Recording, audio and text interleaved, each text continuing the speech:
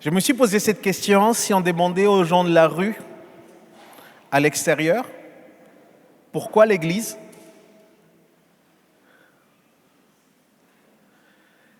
Sans doute chacun aurait autant à dire que d'expérience qu'il a dans l'Église. D'ailleurs, j'ai envie de dire ici, il y a autant d'expériences d'Église qu'il y a de personnes.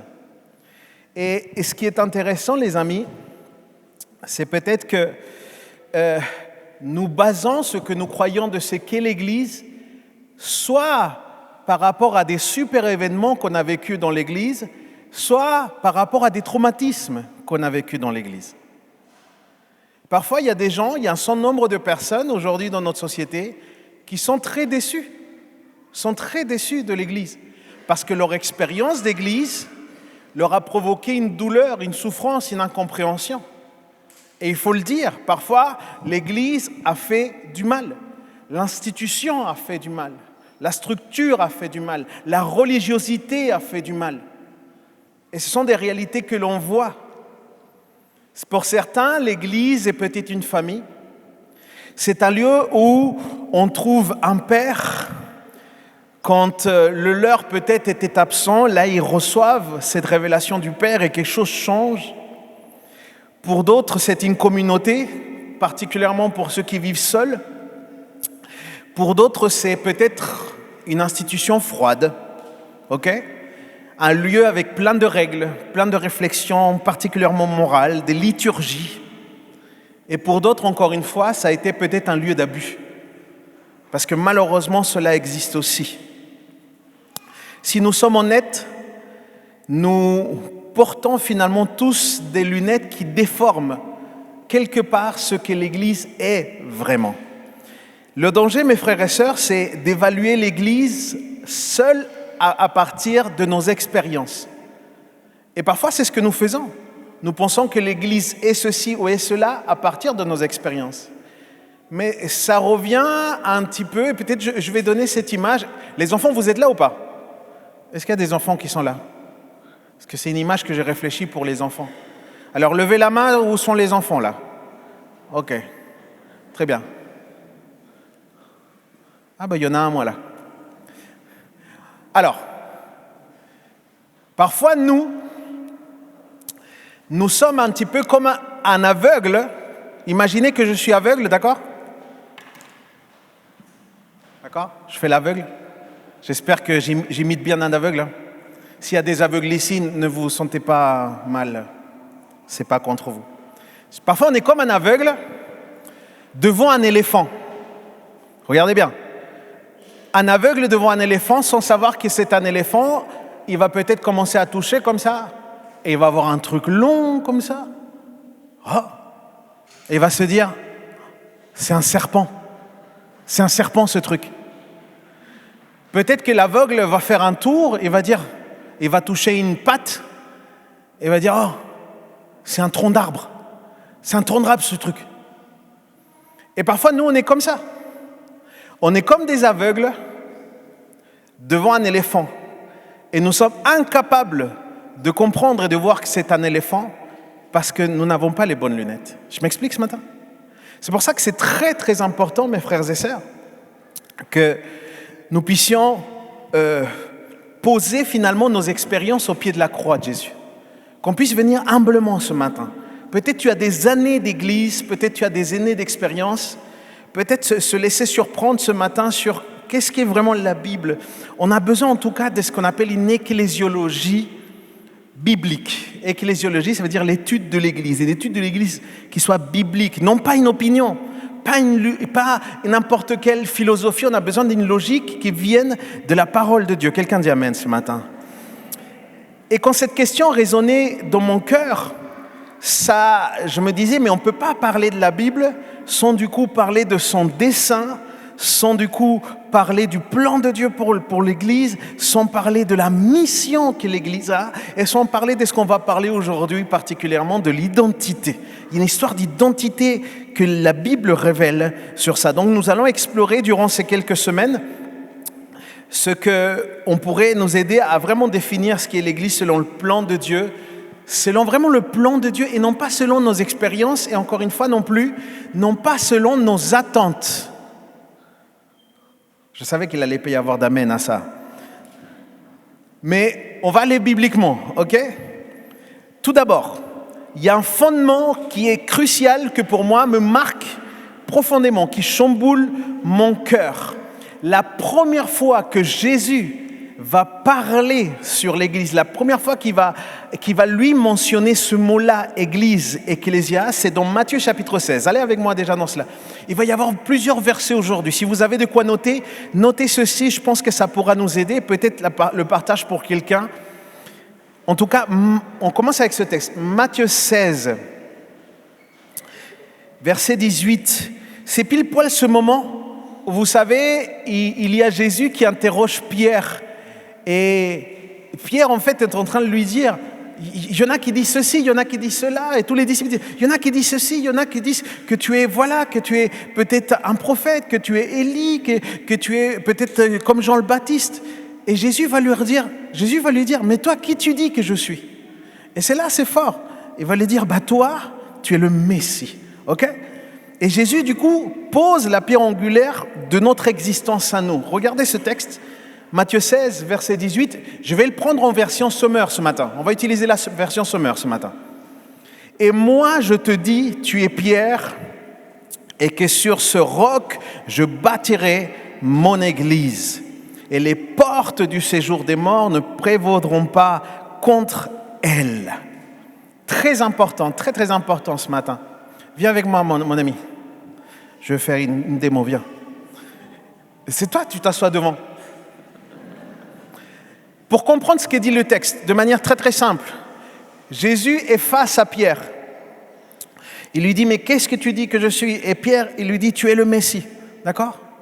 Et Jésus, en fait, ne dit pas que c'est toi le roc. Il dit ça, il dit, tu es Pierre, ok? Mais c'est sur le roc que je bâtirai mon église. Ok? L'église n'a pas été bâtie sur un homme, l'église a été bâtie sur la personne de Jésus. Merci beaucoup, mon ami.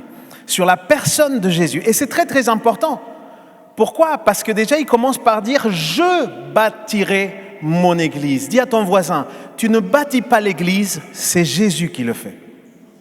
Très, très important. Le sujet, c'est Jésus.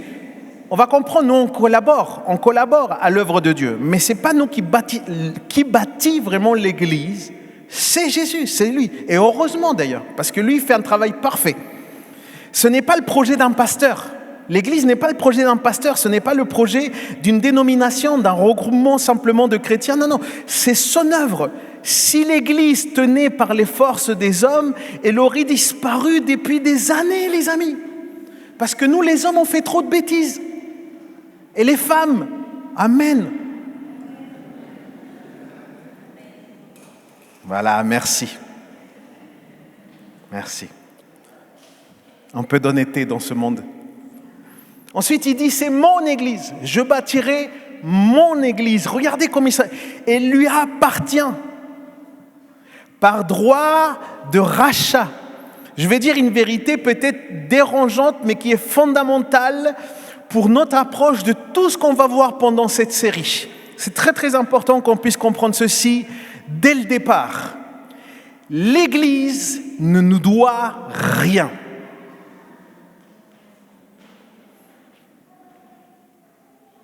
Aucun amen.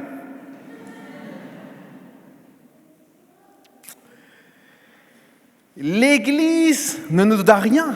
Elle est à lui. D'accord? Elle nous appartient. Qu'est-ce que je veux dire? Elle est la propriété de Christ seul. Nous en faisons partie, mais elle ne nous appartient pas. Je ne sais pas si je m'explique ce matin.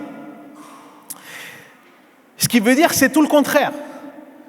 C'est nous qui sommes l'Église qui lui appartenons.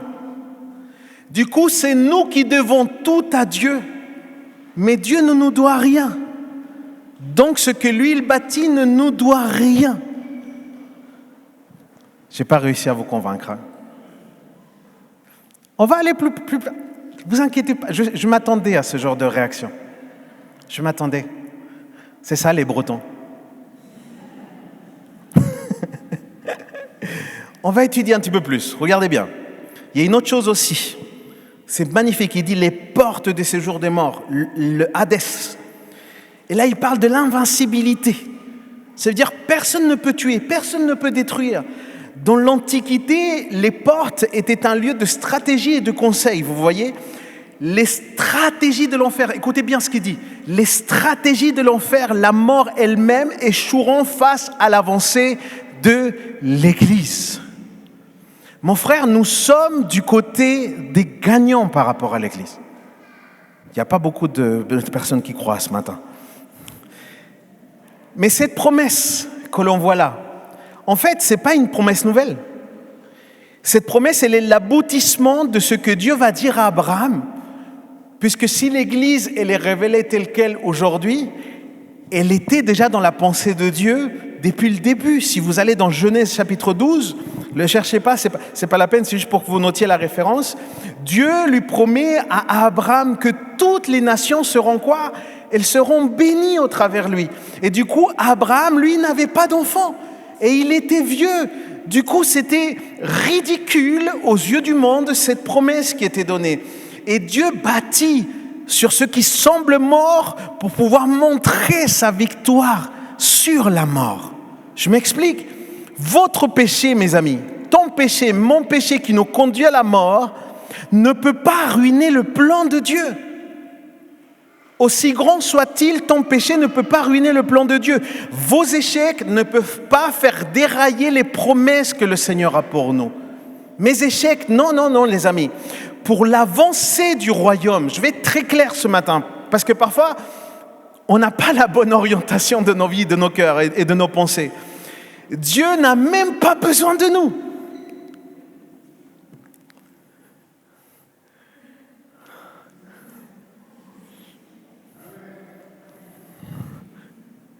Dieu n'a même pas besoin de nous. Dis à ton voisin, Dieu peut se passer de toi en fait. Vraiment. C'est une vérité biblique. Écoutez, Dieu te veut, te désire, t'aime. Il t'a sauvé, il a payé de sa vie, ok ? Ça c'est clair. Mais tu n'es pas indispensable pour l'œuvre de Dieu. Jésus, lui, est indispensable pour l'œuvre. Est-ce qu'on commence à me saisir ? Mais on va développer, parce que vous avez encore l'air très sceptique ce matin. Seigneur, aide ce peuple. Fais leur grâce. Dieu nous fait la grâce de nous faire participer à son ouvrage. Mais cet ouvrage ne dépend pas de nous, les amis. Que Dieu se serve de nous. Et c'est ça aussi que peut-être il faut considérer. Et j'espère qu'on va tous ouvrir nos yeux aujourd'hui. Que Dieu se serve de nous est une pure grâce. Si Dieu se sert de nous, ce n'est que par grâce. Ce n'est pas parce qu'il nous le doit. Ce n'est pas parce qu'un jour on s'est approché de lui. Ce n'est pas à cause de ce qu'on peut faire. Non, mes amis. Si Dieu se sert de nous, c'est une pure grâce. Si nous ne comprenons pas ce fait-là, on est en train de passer à côté de l'une des plus grandes bénédictions que l'être humain peut avoir quand il est enfant de Dieu. Pour saisir la grâce que nous avons, nous devons d'abord comprendre cela. Dieu, à la base, n'a pas besoin de nous. La Bible dit même plus. À la base, toi et moi, on était ennemis de Dieu. Ennemis de Dieu. Qui travaille avec un ennemi ? Non. Mais Dieu nous rachète. Il nous inscrit dans son livret de famille. Et il nous dit, tu vas bosser maintenant avec moi. Quelqu'un dit Amen. Je crois que l'un des plus grands défis, les amis, que nous rencontrons concernant l'Église, concernant l'ecclésiologie, notre compréhension, c'est la question de l'orientation. La question de l'Église vers qui ? Ok ? Vers quoi est-elle orientée ? Et parfois, toi et moi, on aura la tentation de vouloir orienter l'Église vers nous. Mais cette série de prédications, je l'espère, nous permettra de comprendre, je l'espère, la profondeur de vraiment le projet de Dieu. Et j'ai une bonne nouvelle, le projet de Dieu nous dépasse. Le projet de Dieu va au-delà de nos petites personnes, va au-delà de nos histoires. Et ce n'est pas que ce qu'on vit n'est pas important, mais Dieu a un projet bien plus grand et gloire à Dieu parce que c'est Dieu. Amen. Pour comprendre peut-être qui nous sommes, on doit peut-être aussi se rappeler qu'il y a 2 étiquettes que parfois on met sur l'Église. Peut-être vous les avez entendues ou peut-être c'est dans votre esprit et c'est pas bon. La première chose que peut-être c'est une étiquette, c'est que l'Église n'est pas un bâtiment. L'Église n'est pas un bâtiment. Et ça, on a hérité de la mentalité médiévale qui a sacralisé les murs. Mais Paul va dire devant les architectes d'Athènes, c'est devant eux qu'il va dire ça. Regardez Actes 17, versets 24 et 25. Un texte très très important. Le Dieu qui a fait le monde et tout ce qui s'y trouve, lui qui est le Seigneur du ciel et de la terre, qu'est-ce qui se passe? N'habite pas dans des temples fabriqués par les hommes. Regardez, il n'a besoin d'être servi par des mains humaines. Vous voyez, c'est pas le pasteur qui le dit, c'est la Bible. Il n'a pas besoin, d'être servi par les mains humaines, comme s'il avait besoin de quoi que ce soit. C'est lui qui donne à tous la vie, le souffle et toute chose. Ça vient de lui, Dieu n'est pas enfermé ici et se manifeste le dimanche de 10h à midi. Il y en a qui ont cette impression-là, que du coup, pour vivre une relation avec Dieu, pour avoir un moment avec Dieu, il faut absolument que je sois là de 10h à midi chaque dimanche. Mon frère, ma sœur, c'est pas ça. Dieu n'est pas enfermé ici entre 10h et midi. Le temple, c'est toi. Le temple, c'est moi. Nous n'allons pas à l'église, nous sommes l'église qui se réunit. C'est ça en fait. Le lieu ne nous définit pas, c'est la présence de Christ qui nous définit. C'est ça qui définit ce qui est l'église. L'église n'est pas non plus un club de gens parfaits. Parfois les gens sont intimidés pour aller dans un lieu de prière. Et s'il y a quelqu'un qui regarde cette vidéo, qui n'a jamais osé mettre les pieds ici, parce que tu ne te sens pas assez grand, assez digne, mon frère, ma sœur, tu es le bienvenu. C'est sa maison pour nous tous. Et voilà un ensemble de personnes imparfaites qui ont besoin de Jésus comme toi. Mais c'est un peu le message. On le voit dans les films. Dans le film, on nous présente quoi des chrétiens? On nous présente des gens qui semblent nickel ou alors des grands hypocrites. Voilà la vision parfois qu'on a des chrétiens.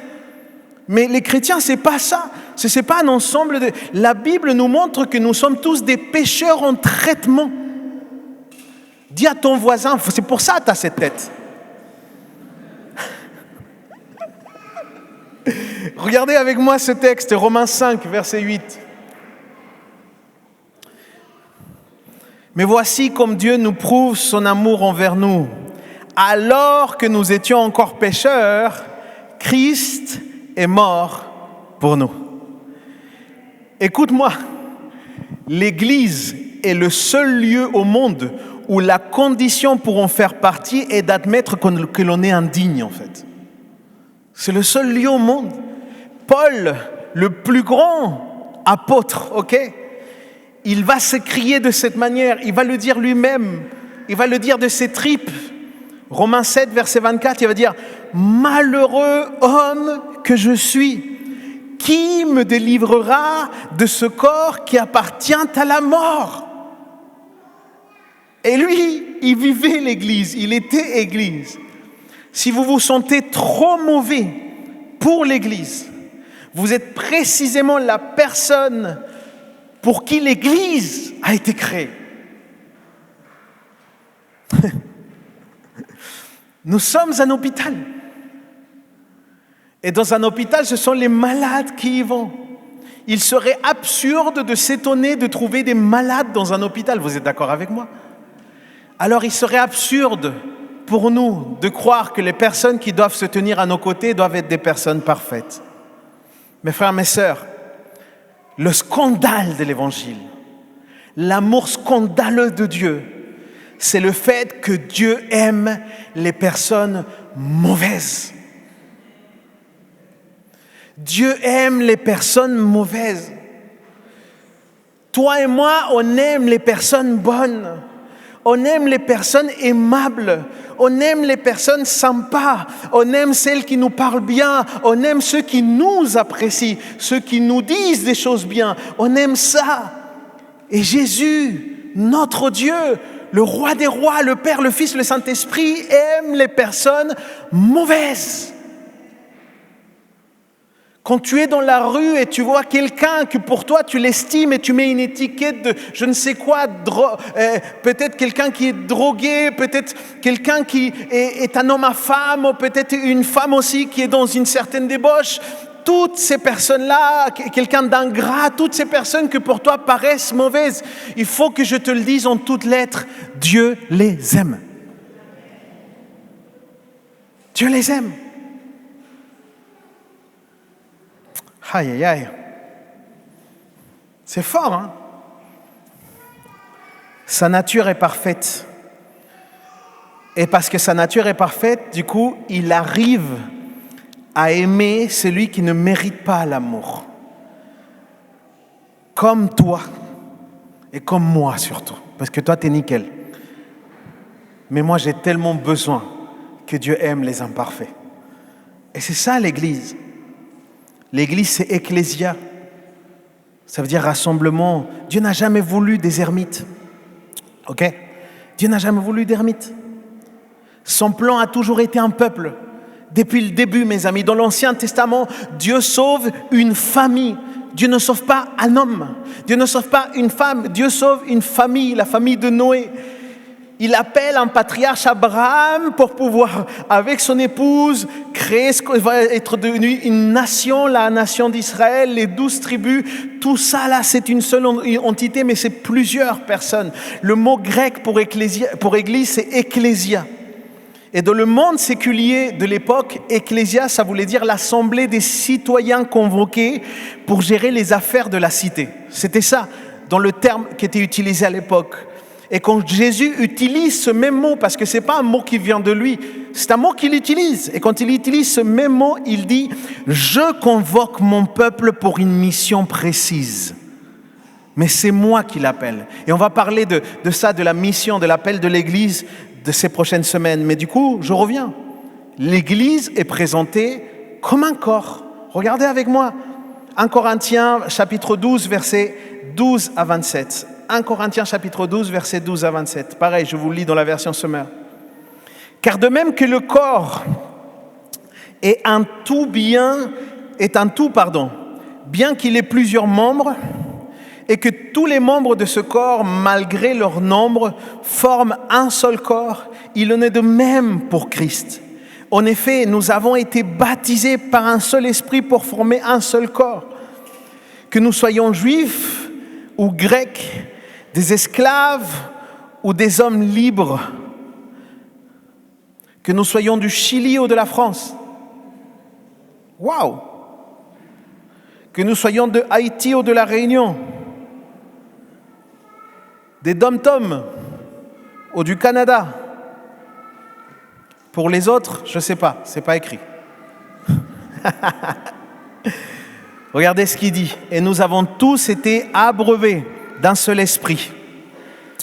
Ainsi, le corps ne se compose pas d'un seul membre, mais de plusieurs. Si le pied disait « Puisque je ne suis pas la main, je n'appartiens pas au corps », n'appartiendrait-il pas pour autant au corps ? Et si l'oreille disait « Puisque je ne suis pas l'œil, je n'appartiens pas au corps », n'appartiendrait-elle pas pour autant au corps ? Si tout le corps était un œil, où serait l'ouïe ? S'il était tout entier ouïe, où serait l'odorat ? Et en réalité, Dieu a placé chacun des membres dans le corps selon sa volonté. Très important, c'est Dieu qui place selon sa volonté. Verset 19. Si tous étaient un seul membre, où serait le corps ? Il y a donc plusieurs membres, mais un seul corps. L'œil ne peut pas dire à la main « Je n'ai pas besoin de toi ». Dis à ton voisin, tu ne peux pas dire « Tu n'as pas besoin de moi ». Tu n'as pas le droit. Ni la tête dire aux pieds « Je n'ai pas besoin de toi ». Verset 22. Bien plus, les parties du corps qui paraissent les plus faibles sont indispensables. Et celles qui nous estimons les moins honorables, nous les entourons d'un honneur grand. Ainsi, on traite avec modestie ce qui pourrait paraître honteux. Verset 24. Tandis que ce qui est présentable n'a pas besoin. Mais Dieu a disposé le corps de manière à donner plus d'honneur à ceux qui ont manqué. afin qu'il n'y ait pas de division dans le corps, mais que les membres prennent également soin les uns des autres. Si un membre souffre, tous les membres souffrent avec lui. Si un membre est honoré, tous les membres se réjouissent avec lui. Or, vous êtes le corps de Christ, vous êtes ses membres, chacun pour sa part. C'est précieux, hein? C'est précieux. Tout le monde compte. Est-ce que ça vous est déjà arrivé dans la nuit? J'ai peut-être déjà raconté ça, moi ça m'est arrivé. Dans la nuit de vous lever, il fait noir, et pile poil tu passes ton pied et tu cognes le petit doigt de pied, le petit orteil. Je vois que je ne suis pas le seul traumatisé par la vie. Tu cognes et ça fait tellement mal.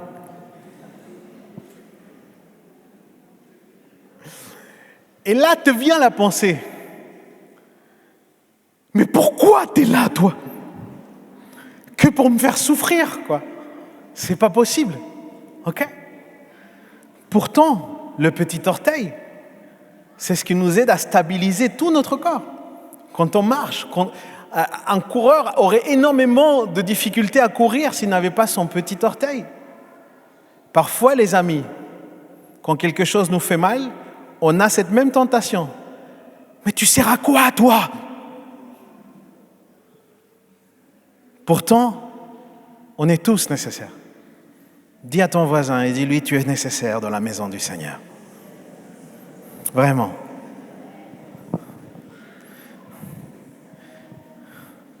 C'est clair, cette analogie que Paul donne. Nous sommes tous membres de ce corps et ce corps constitue la présence de Christ sur la terre. Nous sommes nécessaires parce que nous sommes la représentation de Christ sur la terre. Nous sommes des membres. Et il y a là une prémisse fondamentale.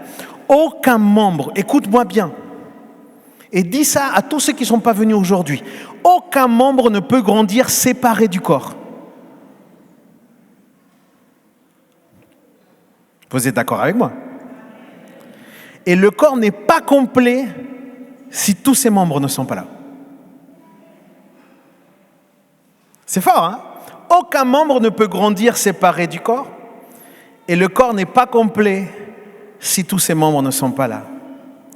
Si vous voulez vraiment grandir spirituellement, il est fondamental d'être enraciné, d'être connecté à ce que Dieu a fait dans le corps de Christ, là où il vous a placé. C'est très important. Parce qu'il n'existe pas de corps sain avec des membres incomplets. Et il n'existe pas de membres qui puissent grandir sans être connectés au corps. Mes amis, Dieu, il faut aussi qu'on le comprenne.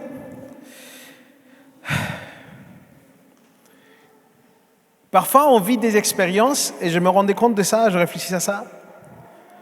Des personnes qui parfois ont vécu des expériences qui n'étaient pas forcément bonnes dans les églises, dans des lieux. Mais vous savez, Dieu est toujours dans l'église. Parce que l'église, c'est toi et moi. Dieu est toujours dans l'église, mais il n'est peut-être pas toujours dans le temple. Là où il n'y a pas des cœurs qui le recherchent vraiment, Dieu ne sera pas là au rendez-vous. Dieu n'est pas toujours dans les temples, comme nous l'avons parfois laissé entendre, non. Il est toujours dans l'église, ça veut dire qu'il est toujours en nous. Et quand Jésus est en toi, quand il est en toi, quand il est en toi, quand il est en toi et qu'il est en moi, il y a une manifestation glorieuse qui se fait à ce moment-là. C'est ça qui se passe en fait. Nous sommes connectés les uns et aux autres. Nos possibilités de grandir, de fleurir et d'avancer se multiplient exponentiellement dès que nous sommes ensemble, dès que nous faisons un seul corps. Et ce n'est pas lié à des infinités, mes amis. Parfois, on est là dans l'église à absolument vouloir tellement ça, des infinités, etc. Ça se crée, ça se travaille, mais l'unité, c'est à cause du sens spirituel. On a un sens spirituel qui s'appelle l'esprit, et c'est l'esprit qui coule dans nos veines, en fait. Et c'est ce sang-là qui nous unit, en fait. L'identité de l'Église est donc intrinsèquement communautaire. L'identité de l'Église, elle est pour la communauté. La croissance spirituelle est un projet de communauté et non un projet individuel. Et c'est pour ça que ceux qui croient pouvoir grandir seuls, en fait, ils grandissent dans ce que eux, ils veulent grandir et non pas dans ce que Dieu veut leur faire grandir. Je m'explique. Quelqu'un qui passe toutes ces semaines devant YouTube à regarder des prédications comme si c'était des menus à la carte. Tiens, aujourd'hui, j'aimerais bien savoir qu'est-ce que dit Dieu sur les finances. Et tiens, je cherche une petite vidéo sur les finances. Tiens, aujourd'hui, je voudrais savoir qu'est-ce que Dieu dit sur les relations. Et tiens, je vais chercher encore une autre vidéo sur les relations. Et la personne, finalement, va se nourrir de tout ce que est son appétence, un petit peu comme si la Bible, ou comme si l'œuvre de Dieu, ou comme si la parole de Dieu était un menu Netflix. Alors que Dieu, lui, il a des choses à nous dire de manière concrète. Et on peut vivre et on peut connaître ces choses-là que si nous sommes attachés au corps. Parce que c'est là où Dieu parle aussi. Amen. C'est pour ça que je pense qu'il y a une notion de famille aussi qui est très importante. Regardez 1 Pierre chapitre 1, versets 3 et 4. 1 Pierre chapitre 1, versets 3 et 4. Dans sa grande bonté, il nous a fait naître de nouveau par la résurrection de Jésus-Christ pour une espérance vivante en vue d'un héritage qui ne peut se détruire ni se gâter. Une famille donne aussi cette identité. C'est très important. Toi et moi, on ne porte pas le nom du Tabor. Toi et moi, on porte le nom de Jésus. C'est très important. Et ce nom-là nous apporte une provision, mais nous apporte aussi de la correction. On a besoin d'être instruit, on a besoin d'être corrigé. Un chrétien sans église est un orphelin par choix. C'est ça qui se passe. C'est pourquoi cette famille est une communauté aussi de grâce, quelque part thérapeutique. Il y a quelque chose que Dieu fait qui est extraordinaire, qui me dépasse, qui te dépassera toi. Le Nouveau Testament contient justement cette expression « les uns les autres ». Vous avez déjà lu dans le Nouveau Testament, il y a beaucoup marqué « les uns et les autres ». 59 fois dans le Nouveau Testament, il est question « les uns les autres ». Regardez Hébreux, chapitre 10, versets 24 et 25, c'est peut-être les uns les autres les plus importants. Hébreux, chapitre 10, versets 24 et 25. « Veillons les uns sur les autres pour nous inciter à quoi ? À l'amour et à de bonnes œuvres. » Et regardez ce qu'il dit tout de suite. « N'abandonnons pas notre assemblée. » Et puis il finit avec « encourageons-nous mutuellement. » Ok ? C'est très important. On ne peut pas s'encourager mutuellement simplement vivant une vie isolée derrière un écran ou derrière simplement notre vie spirituelle personnelle. Non, les amis, la guérison, beaucoup de nos guérisons vont passer par le contact. Beaucoup de nos processus, de ce qu'on va pouvoir comprendre, vont passer par le lien. Dans la solitude, le cœur se flétrit. L'individualisme, les amis, c'est sans doute l'un des plus grands ennemis de la croissance spirituelle. C'est ça, en fait. D'ailleurs, je crois fondamentalement qu'il nous est impossible de grandir si nous ne nous attachons pas à une maison de prière et si nous ne créons pas des racines solides. Et pour ceux qui se disent, mais où est-ce qu'il est écrit dans la Bible ? Psaume 92, regarde-moi avec ça. Regarde ce verset-là. Psaume 92, versets 13 à 15. « Car les justes fleurissent comme des palmiers. » Est-ce qu'il y en a qui ont des têtes des palmiers ici ? Non ? Ça va. « Les justes fleurissent comme des palmiers. Ils croissent comme les cèdres du Liban. » C'est impressionnant, un cèdre du Liban. Ils croissent comme les cèdres du Liban. Regardez ce qu'il dit. « Plantés dans la maison de l'Éternel. Ils fleurissent sur les parvis de notre Dieu. Ils porteront encore des fruits dans la vieillesse. » Tous les jeunes depuis longtemps, on a besoin de vous, on a besoin de vos fruits là. « Ils seront pleins de sève et verdoyants. » C'est merveilleux. C'est merveilleux. On a besoin de ça. Certains se demandent, et je reviens à ma question de départ parce que j'ai vu des gens choqués tout à l'heure. Est-ce que vraiment on ne peut rien attendre de l'Église ? Est-ce que toi et moi, en venant ici, on ne peut rien attendre de l'Église ? Est-ce que je peux attendre quelque chose de l'Église ? Oui, tu peux attendre quelque chose de l'Église. Oui, tu peux attendre des choses de l'Église. Ok ?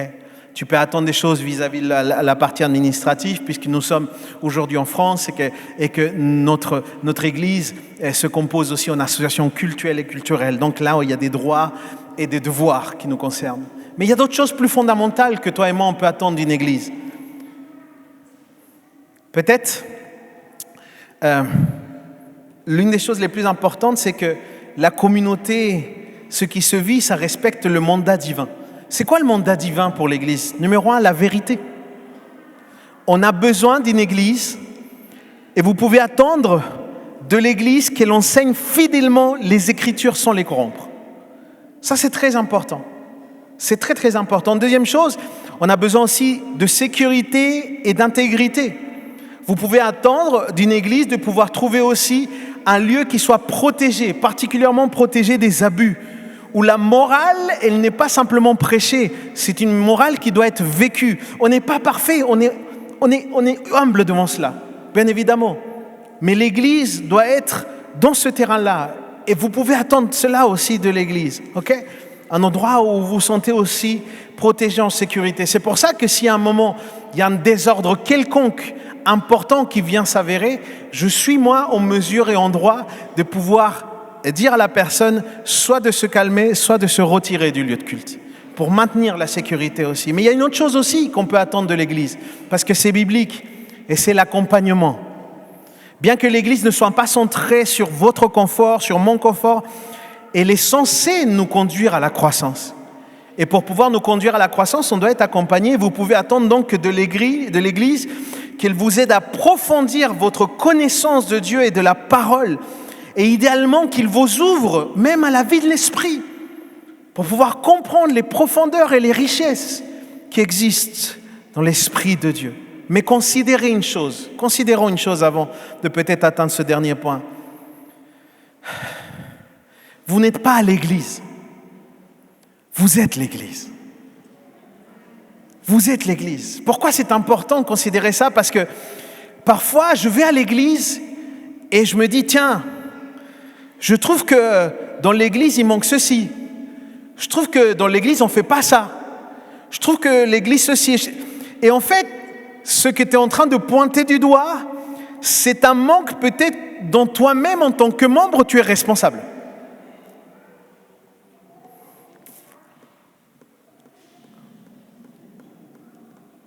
Soyons honnêtes et dites-moi un amen honnête, s'il vous plaît.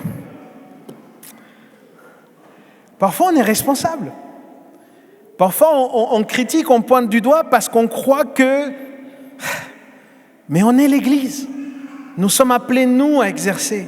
Et il est là l'équilibre théologique. Entendez-moi bien.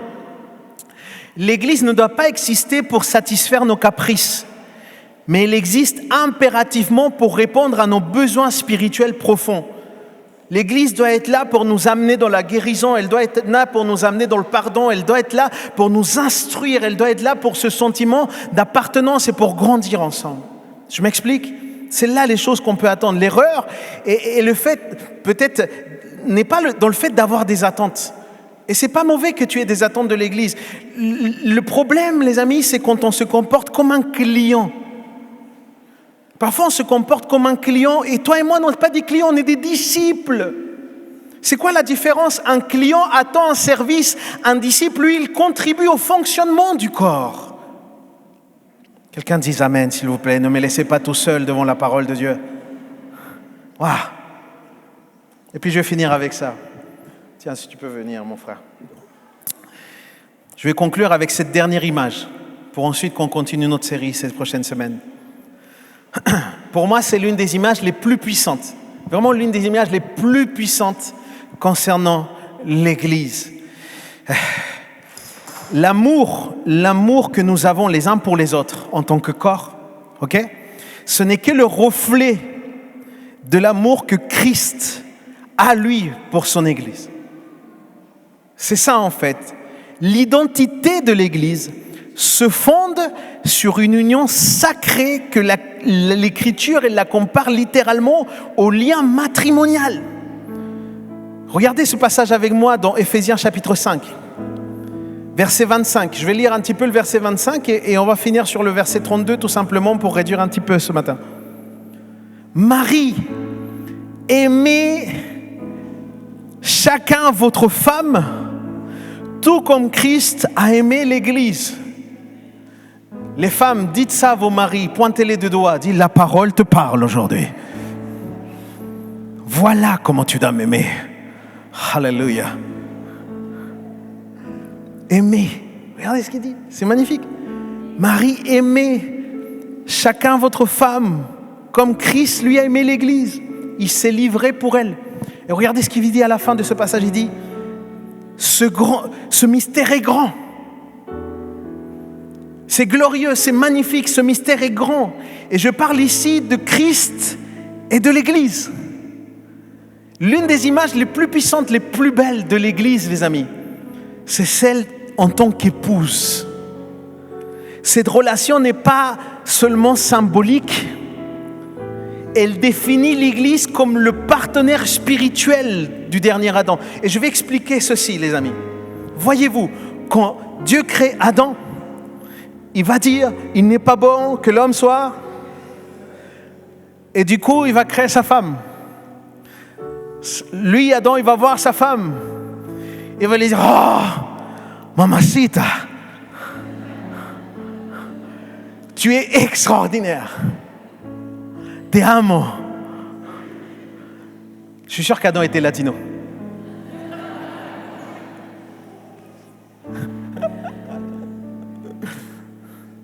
Adam va être émerveillé.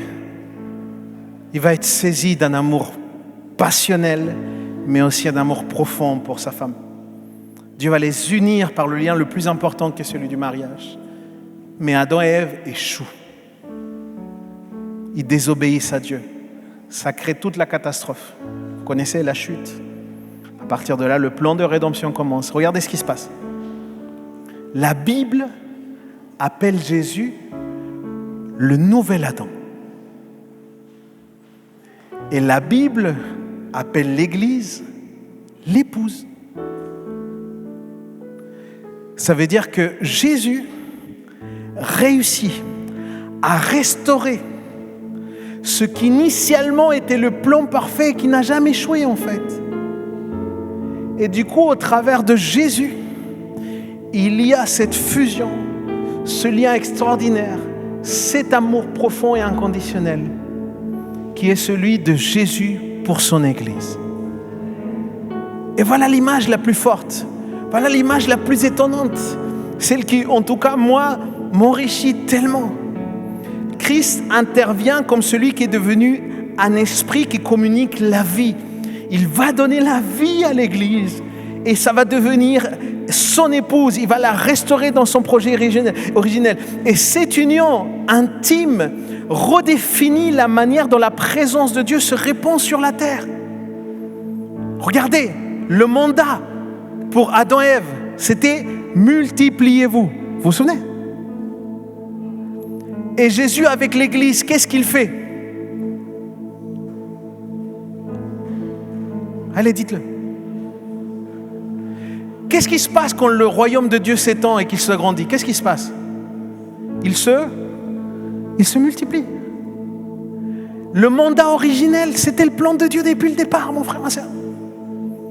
Et Dieu est tellement merveilleux que malgré le plus grand échec pour l'humanité,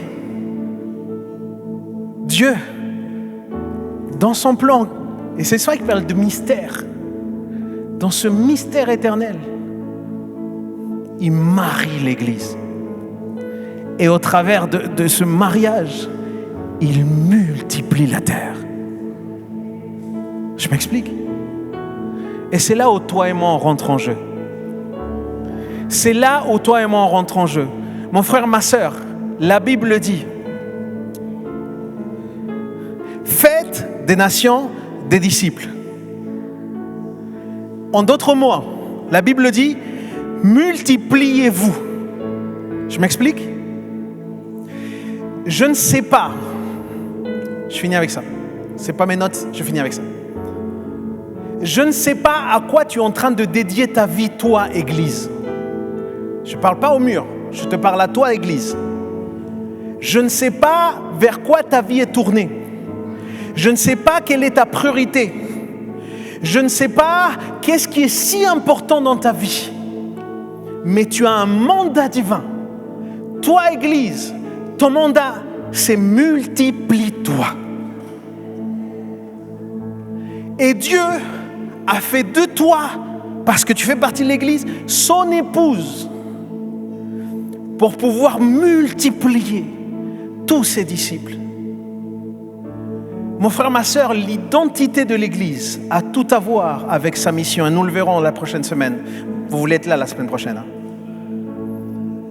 Mais ça a à voir avec cela. Je ne sais pas, oui, on peut avoir des super rêves. Mes amis, on peut avoir des super rêves. On peut vouloir une maison. On peut vouloir se marier. On peut avoir tout plein de rêves, mes amis. Mais si l'Esprit de Dieu repose sur toi, si tu es devenu Église, c'est pour que tu te multiplies. Maintenant, la question, c'est ça. On ferme les yeux un instant. Restez assis. Ce n'est pas la peine de se lever si vous voulez. Fermez les yeux un instant. Et posez-vous la question. Cette dernière année, je vous donne une année. Est-ce que vous vous êtes multiplié? C'est toi et le Seigneur là. Je ne suis pas là pour te condamner. Je suis là pour te poser une question fondamentale en tant qu'Église. Église, le Seigneur nous pose cette question aujourd'hui. Est-ce que juste cette dernière année, je me suis multiplié? Est-ce que cette dernière année, j'ai vécu vraiment en tant qu'Église au point de pouvoir me multiplier? Est-ce que cette année, j'ai prié pour quelqu'un et je l'ai accompagné pour qu'il devienne disciple de Jésus? Est-ce que cette année, j'ai ouvert ma bouche pour proclamer l'Évangile? Juste cette année, les amis. Cette question est fondamentale. Parce que c'est ça que nous sommes. Nous sommes l'Église. Nous sommes l'Église. Alléluia. Cette identité d'épouse nous confère à l'Église ce privilège d'être un instrument visible de l'action divine de Dieu dans l'histoire. C'est extraordinaire. Elle n'est pas simplement spectatrice, l'épouse, elle est active. Regardez ce qu'il dit 2 Corinthiens, chapitre 5, verset 20. Nous sommes donc des ambassadeurs envoyés par Christ. Et c'est comme si Dieu adressait lui-même son appel par notre intermédiaire. Amen. Est-ce qu'on veut être Église? Ceux qui veulent être Église, marcher dans cette dynamique. Allez, prends ton courage à deux mains. C'est pas grave si cette dernière année, tu n'as pas pu te multiplier. Il y a quelque chose qui va se passer là si tu prends une décision. Parce que c'est le projet de Dieu. Ça veut dire que Dieu va t'aider dans cette mission. Mets-toi debout si tu es avec moi ce matin. Mets-toi debout là où tu es. Et dis, Seigneur, ma vie doit servir à ton plan initial de multiplication. Non, Seigneur, l'Église, elle ne peut pas être orientée vers moi. L'Église est particulièrement pour ceux qui ne sont pas encore là.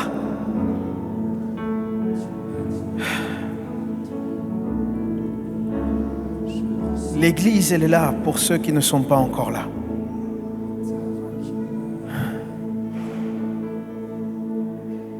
Alléluia. Soyons honnêtes ce matin. Et si pour toi c'est dur, tu te dis, pasteur, je me sens timide. Pasteur, j'ai tellement de dossiers dans ma vie, j'ai tellement de préoccupations, ceci, cela. Mon frère, ma sœur, tout ça est valable, c'est ta réalité, je le comprends. Mais si nous sommes Église, il y a quelque chose qui nous surpasse. Il y a quelque chose qui va au-delà de nous-mêmes. C'est le grand mystère dont il est question. C'est extraordinaire. Je suis le premier étonné que Dieu veuille se servir d'un homme parfait comme moi. Mais je suis là pour t'encourager. Dieu veut se servir aussi de toi, mon frère, ma sœur. Maintenant, dis au Seigneur, parle au Seigneur pendant quelques instants.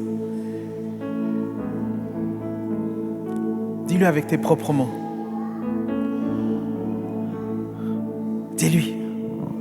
Si tu veux t'engager avec le Seigneur ce matin, dis-lui. Seigneur, je suis l'épouse.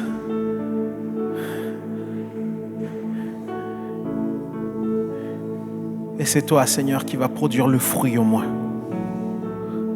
Mais j'ai besoin de toi, Seigneur. Je veux que tu sois là, Seigneur. Je veux que tu me portes.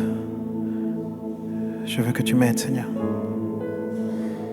J'ai besoin de toi. Mon frère, ma sœur, rentre dans ta destinée, rentre dans ton identité particulièrement d'église. Rentre dans ton identité. Rentre dans ton identité ce matin.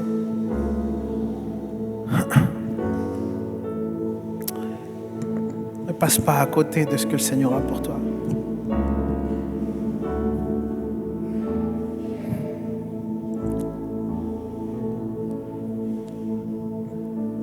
C'est magnifique ce que le Seigneur fait au travers de l'Église. Le Seigneur a bouleversé l'histoire au travers de l'Église. Le Seigneur a bouleversé des villes, des familles, des ères, des époques au travers de l'Église. Seigneur, nous voici, bien imparfaits et sans grande prétention, si ce n'est celle de pouvoir de tout cœur, Seigneur, rentrer pleinement dans l'obéissance de ce que tu nous appelles à être.